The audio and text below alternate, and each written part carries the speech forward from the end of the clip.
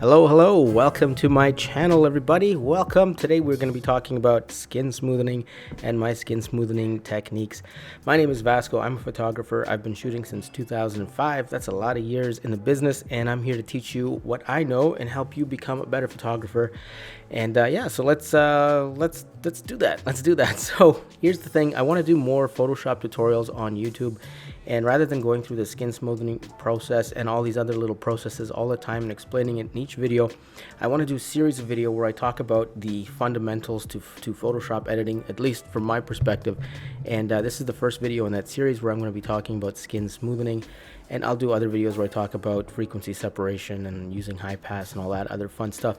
But yeah, let's get into it. This is Bella Ricchi, and if you're into this kind of stuff, photography, Photoshop editing, that kind of thing, and you find this information useful, please give me a thumbs up, give me a subscribe. I'm definitely going to be making a lot more of these videos.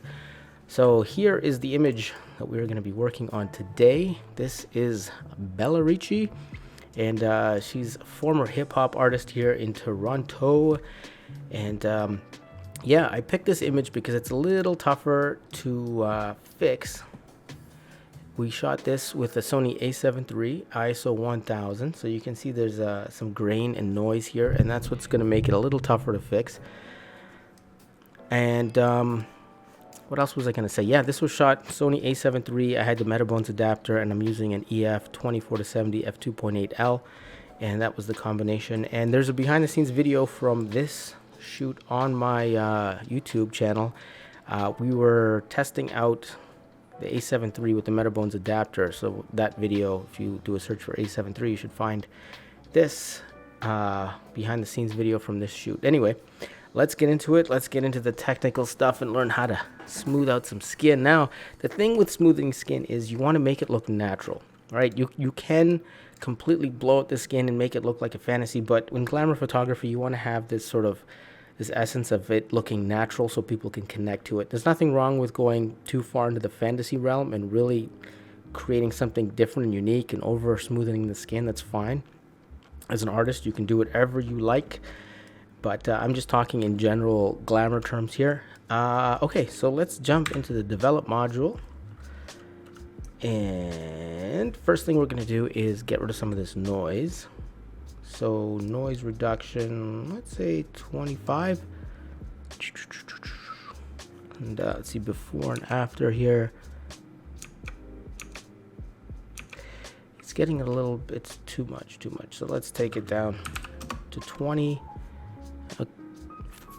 Okay, that's good. Now color noise, let's say 35. And you know what? I'm going to take this noise reduction to 15. Let's drop it a little more. Okay, and the other thing I do to get rid of a little bit of noise and do a little bit of pre-skin smoothing before I even get into Photoshop, this is a little trick. You can take clarity down -5, which kind of softens up the whole image a little bit, and then you take the contrast and let's go +10. So let's take a look at this. So this is before, after. So it kind of softens it up a little bit, gets rid of a lot of that noise. All right, and let's jump into Photoshop. So noise reduction and just like overall treating the image with Lightroom is step one. And now we're gonna go into Photoshop. All right.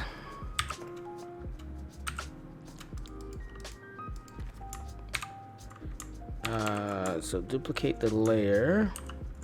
That would be Control J and I think Command J on a Mac. I haven't used Apple in a long time. I used to use Apple for 8 years, and then 4 years ago, 4 or 5 years ago, I switched over to PC. I switched back to PC. I had enough of Apple, but nothing wrong with using either or. But I've forgotten a lot of the shortcuts for Apple. That's why I bring it up. I don't know if it's Command or Control for certain things, but if you're using that operating system, I guess you should know. Okay, so first thing I'm going to do is clean up blemishes. So we are going to use the heal tool, and what you do is, I think you hold Alt on a PC. I think it's Option on a Mac. Don't quite remember. But anyway, you sample the texture from one place and you paint it over another place. I'm assuming that if you're watching this video, you don't know much about Photoshop, you're just learning, so I'm going to try and explain as much as I can, and if I miss anything, let me know in the comments and I'll get back to you. After doing this for so many years, it just sort of becomes second nature. You just do it without even thinking about it. You don't even look at your keyboard anymore, your hands, all that muscle memory just clicks in. We're going to save this for after, and the reason why you want to pay attention to which areas you are, I guess, picking your clone from, or your heal sampling from. All right, so see how the textures here are different from the textures here. So if we click here and sample from here and then try and clean up the blemishes here with those textures, it copies those textures over there and it looks out of place. It looks like she's got a burn mark on her forehead, and we don't want that. So you got to be, and same goes like vice versa. If you take this smooth area here and you try and clean up over these textures, now you got this weird smooth patch like in the middle of all these skin textures. So what you want to do is try and use the textures from the same area to clean up the blemishes.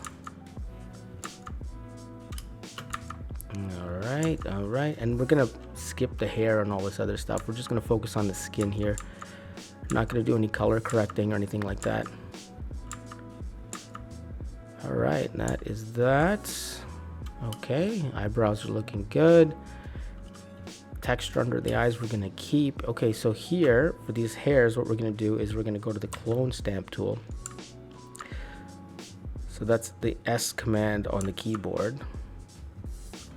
So what we did is we just clone stamped out those hairs. Now we created this patch of kind of like reddish and a patch of lightish colored skin, and we don't want that, so we go back to the heal brush, which is J on the computer, on the keyboard, and we're just going to paint that in, but not get too close to the eyebrow, because if we do, it blends it like that. So we want to keep our distance, but just blend some of those tones in. The more you do this, the better you'll get at it. I know it took a long time for me to get good at it. And if you look here, I'm using a tablet. I don't know if you can see that. Move that light down. I've got a tablet over here, and that certainly helps with the workflow. If you're doing this kind of work, I would buy a tablet, even if it's a little cheap tablet that you get on Amazon. Go for it, and it'll really help. I know I started off, I used a mouse for about, I don't know, a year or 2 years when I started off with Photoshop. And I tell you, man, once I got a tablet, everything just sped up. I could do edits so much faster, and it felt so much more intuitive. So I definitely recommend a tablet. I've got an Intuos 5, Wacom Intuos 5 here, medium size, I believe. I tried the large size, I didn't like it. Small size is okay, but the medium seemed to work just fine for me. Okay, and hopefully you enjoy the clicky sounds of a blue switch keyboard here. If you're into the clicky keyboard ASMR, you're in heaven right now. You're loving this. Okay, so every time you hear me click, that's me sampling a different spot for textures. And the thing is, you don't want to worry about smoothing out tones, because we're going to do that later. You just want to focus on textures and blemishes and make sure that that's good. As long as the textures are good and the blemishes are gone, you're doing good. That's the main thing here. Okay, let's get rid of these textures here. Smooth it out a little bit. Okay. Hopefully I got it all. It's different actually talking my way through this. Usually I'm in silence, just doing my thing or listening to music. But when you're talking about what you're doing as you're doing it, it's a different experience. Hopefully I got everything. Okay, I think the face is good. Okay, now we're gonna move on to the rest of the body. And the face is the important part. The rest of the body is up to you. I mean, don't really have to get rid of any of this stuff here. but we're gonna do it just for the sake of the video. Those just beauty marks and things. All right, now, I mean, her armpits are good here, but you can go in and individually like take out hairs if you know, if the model didn't quite take care of it on her own. The worst thing I've ever had to do was I did a bikini shoot and it was paid, and there was hair sticking out of the bikini line at the bottom, and I had to go and like take each one out. Oh my god. Oh, next time I'll just I don't know. That was tedious work. Not fun at all, but you know, it can't all be good. Glamour photography comes with its ups and downs. All right, so I think we're good on the skin. Everything looks good. Now we're gonna use a process called frequency separation, and I'm gonna make a separate video talking about frequency separation because it is a very powerful tool that you can use to clean up skin. It's very handy, very helpful. It separates the tones and textures. I'm going to show you that right now, but it deserves its own video, which is why I'm going to make another video talking about that in specific. All right, for now, I'm just going to run this action. And where are we? Frequency separation. Merge that down and go. Okay, so let me show you what it does here. I'll turn off this layer, turn off this layer. So now we got nothing. Now we turn on the textures layer. It separated the image into textures and tones. So here's the textures, and if we zoom in, you can see the texture of Bella's face and her eyes, her eyebrows, hair, everything is all there. Now if we turn off the textures and turn on the tones, these are just the tones below the textures. So the really cool thing about frequency separation is you can smooth out the tones while keeping the textures intact. That's why I say when you're using the heal tool, make sure you pay attention to the textures, because the tones we're going to clean up here, and using those two techniques in tandem really is a nice powerful skin editing tool. So let's zoom out, and what we're going to do here is we're going to go to the brush, and we're going to go to the mixer brush and click on the tones layer, and here we go. Here are my settings up top. Just copy that. Make sure that this button is darkened or click down. And I have 15, 8, 50, and 20. Sample all layers is off. And my brush, there are my settings for the brush. Hardness 0. So what this tool does is it kind of grabs the tones or the colors and sort of mushes them around. Like if you've ever seen a makeup artist kind of blending makeup into someone's face, that's kind of what you're doing with this tool. You're picking, if you click on a light area and then roll your mouse around, your cursor around, it'll take that light tone and kind of spread it around. So what we're gonna do here is exactly that. Now notice there's like a light area here, and then it fades from light to dark as you go across the face. So what you don't want to do is click on the light area, or here's an example of it blending everything, right? Right? And that's exactly what you don't want to do. So you pick the appropriate size brush, and because the light is going from light to dark, we want to take strokes and go up and down. So we don't take the light area and move it into the dark area. We want to sort of keep the tones true to what they are. And if you have a history or you have like experience drawing, it'll come in handy here for sure when you're using frequency separation, because if you know, like you look at my face right now, you see how the light's coming from this side, and you got certain lighter areas and darker areas, and depending on how the shadow falls, it gives my face character and shape, right? So if you over smooth in certain areas or move too many light areas around to the dark areas, you can sort of make the face look awkward and weird. So you just have to pay attention to where the shadows naturally fall and work with them. So technique with the nose is I usually take a brush and just go right up and down the nose and just kind of straightens it out a little bit. I find it makes the nose look a little more prominent, but not in a bad way. And then here there's always the shadow on the side of the nose. So what I'll do is I'll use brush strokes and move them inward a little bit. There we go. And then I'll use an up and down stroke to flatten it all out. So it just makes the nose appear straighter.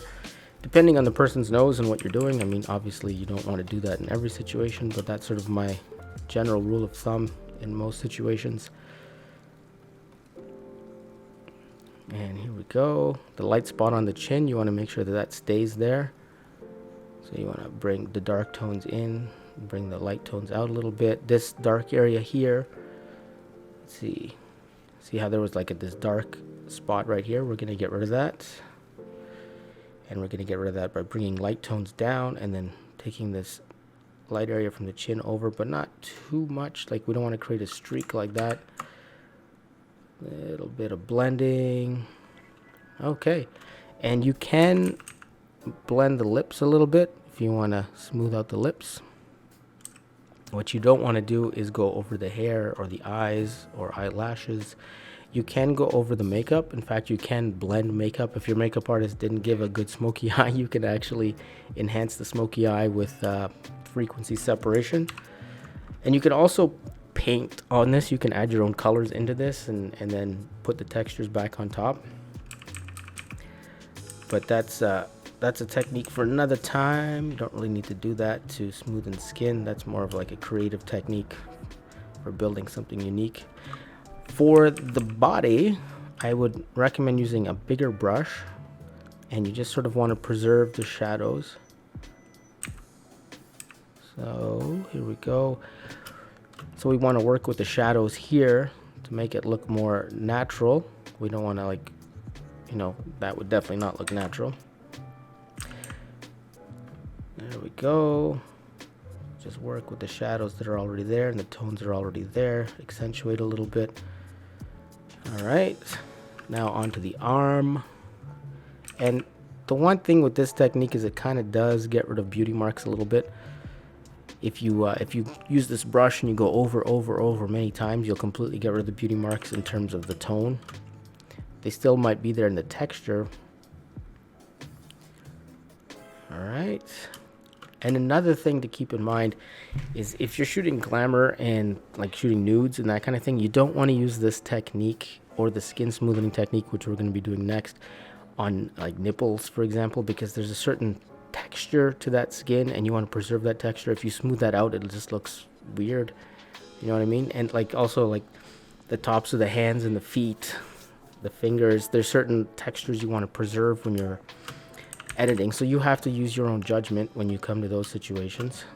I usually, with fingers, I'll do one swipe and that's it.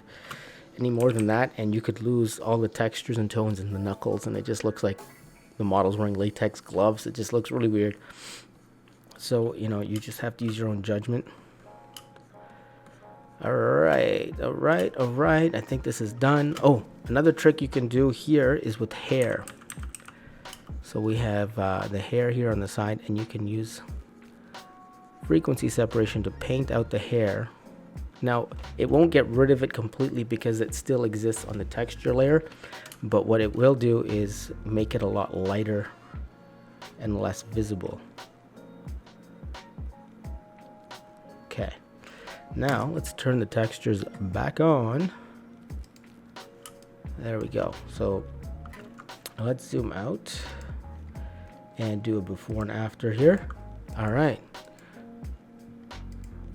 there we go. Before, after. So if you look at the hair, you can see the hair is lightened up a little bit. The area right here where we had the dark spot, that's all smoothed out. The forehead smoothed out. The skin on the chest, the arms, everything smoothed out. So frequency separation is really a powerful tool. That's why I say make sure you get the textures right when you're using the heal tool, and then frequency separation, and you're good to go. Now, I will say this image, if I'm doing a wedding, I stop here. This is it. I keep it as natural as possible, and frequency separation is a great way to edit and keep things natural. Portraits for people, commercial portraits, headshots for real estate agents, event shoots, that kind of thing. This is where I stop with the skin editing. I don't go to the next step. The next step I do is specifically for glamour type stuff where you really want the skin to be smooth. And also when I edit, I like to add color effects and I like to add noise back into images. So what I do is I over smooth the skin a little bit. So when then I add the noise and the textures back into the image, it looks good. Because if you have an image that has too much, if the skin is too textured and then you add noise texture on top of that, it doesn't look good. So I over smooth it first and then I add the texture on top, and that's a technique that I use. But in terms of general editing, you are done. This is good. This is finished. Some more ASMR. All right, so now we will merge this down, and I'll take you on to the next step. I use a third-party program called Portraiture. It's by Imagenomic, so filter, Imagenomic Portraiture. I'll put a link to this down below. I don't remember what it costs, but it is one of those programs you have to pay for. For me, I find this, it's paid for itself already. I've had it for years, and it smooths out skin, gives me so many things I can do. Here are all my settings. If you want to zoom in and take a look, you can create different presets and things with this program, just like you can with Lightroom. And you can have a variety of different presets for different types of photos and things. This is the basic preset I use for everything. I don't fuss around with the program too much. I know what this does. I know what this looks like, so I just constantly use the same setting. And okay. All right, so let's take a look. Let's zoom in, and you can see here it is way over smooth. Like, everything is super smooth. Pay attention to the lips. All right, before and after. See how the lips become way too smooth. And if they're like high gloss shiny lips, it makes sense, but for this it doesn't. The hair obviously way too smooth. The eyebrows, everything too much. And let's take a look at the dress. Oh, the dress actually looks better smoother. Okay, so what I do now is this button right here creates a mask. So what I want to do is alt click. On PC, I think it's control click on a Mac. So you control click, it created a mask layer. And if you hit this button here, I don't know if that's forward or backslash, I always forget the two, but this symbol on the screen, it shows you where the mask is and isn't. So everything that's red is dead. So everything that's red will not show up on the image. So you have to paint with a white brush. Switch over to the brush. See, now that's back in, and anything that's red, you paint with a black brush and it's out. Right, so what you're doing now with the mask layers, you're only masking in the parts you want to use. So let's do it. White brush, and we're just going to paint in the areas where we want the skin smoothing to happen. So we're going to go around the eyebrows, and this is the part in the photoshopping that is a little bit tedious. And when you get to jewelry like this, especially jewelry here that's shiny, you want to paint that back in because it has a lot of fine textures and details in the tones, and you don't want to lose that. Otherwise, the jewelry kind of loses its shine and luster. So that's just one of the things you got to pay attention to. All right, and here we go. Like these hairs up at the top of the head, those have to be smoothed out, and I can't do anything about that. Go around the eyes. Of course, you're going to clip the eyelashes, and that's fine. No big deal. All right, under the eyes. And this application also kind of smooths out the tones as well. So it's kind of doing the frequency separation thing again. Now with the lips, you're going to have to make a judgment call. Sometimes you need to smooth them. Sometimes you don't. It's up to you. And then the same rule applies for skin with texture, right? You don't want to smooth over that too much. All right, and here we go. Time for the body. Bigger brush, bigger strokes, and here with the jewelry, we're gonna paint that in black. I'm just hitting X to switch between. If you look here, I hit X to switch between the colors. I guess I should say that if you guys are new to Photoshop, you probably wonder why things are switching around, but yeah, that's it. X switches the brush colors, and making the brush bigger with the square bracket, open and close. And you know what? We're gonna just paint over the dress too because it looked good, a little smoother. Okay, and you can hit this symbol right here to take a look at what you painted and what you didn't paint. You can see right here the difference in texture. Oh, wait, that was black. Let's paint with the white. You see that? It completely smooths out the skin even more. All right, and here, because we got a smooth background, we don't really care if we go over the background, but I will have to get those bracelets cut out. So we're hitting X to switch the colors. And there we go. Bracelets are good. And that is it. Let's take a look. Before and after. All right, so let's go in here.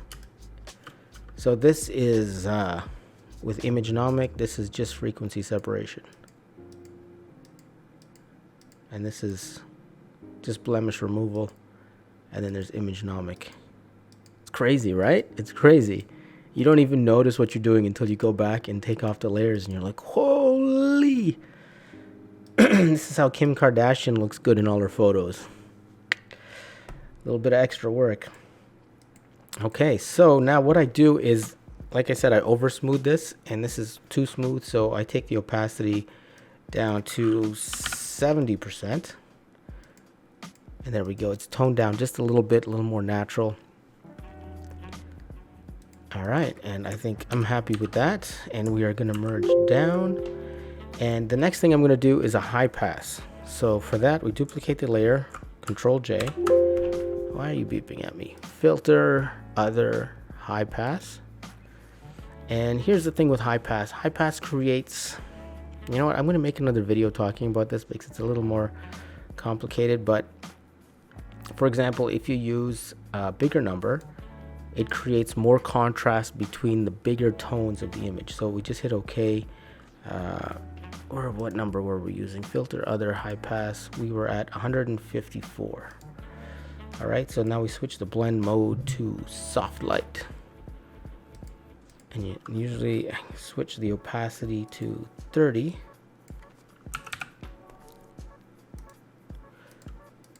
And you can see it just makes the image really punchy. The skin tones became lighter, the hair became darker, the dress became blacker, the background became lighter. So it just kind of adds a lot of contrast to the image, but when you use a big number, it adds contrast between bigger elements of the image. So now we're going to get rid of that. And we're going to duplicate layer again. Filter, other, high pass. And we're going to go to 30. And this is pretty typical for what I use. Let's try 25. 25. I'm usually between 20 and 30, so I'm going to go right in the middle with 25. Hit OK. And you can see it's bringing some of the textures back into the skin tone. Blend mode, soft light. And then 30 for the opacity. And if we zoom in, you can see it just makes a subtle punch to the image. Before, after, before, after, before, after. So you can see that the eyebrows pop a little bit, the eyes pop a little bit, the lips pop a little bit, the hair pops a little bit. And so this is high pass 25, blend mode, soft light, opacity 30. And I just do that just to finish off the image. And this is it. This is where I'm done. See, it just introduces a little bit of the texture back. And this looks very natural, very clean, very smooth. And before, after, right? And you guys all thought the image looked good in the beginning, right? And now we've taken it to the next level. Yeah, that is my technique for smoothing skin. Thanks for watching. I'm going to set up a blog post on my website, and I'm going to have all my Photoshop tutorial fundamental techniques like smoothing skin and high pass and all that stuff on that blog post.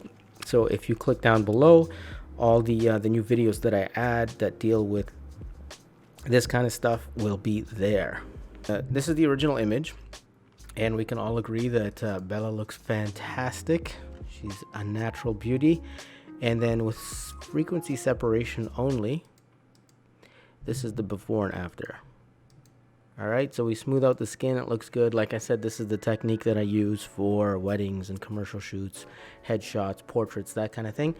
And frequency separation does a great job for that kind of thing. And then this is with Imagenomic on top of that. So now we're looking at frequency separation versus Imagenomic.